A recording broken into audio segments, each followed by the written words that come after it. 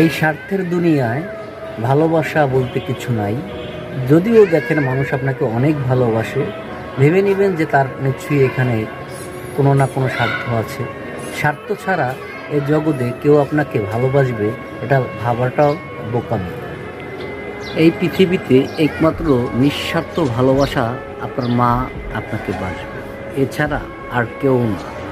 আমরা বলি রক্তের সম্পর্ক হলে মানুষ অনেকটা আগায় আসে, কিন্তু দেখবেন বর্তমান দুনিয়ায় আপন মায়ের পেটের ভাইও আপনাকে ভালোবাসে না, সে ভালোবাসে আপনার অবস্থান।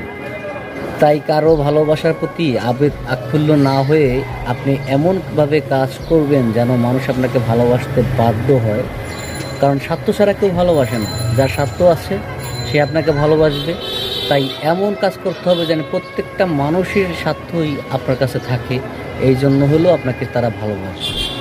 আমার কথাগুলো যদি আপনাদের ভালো লাগে অবশ্যই ভিডিওটি শেয়ার করে আরও 5 জনকে দেখার সুযোগ করে দেবেন।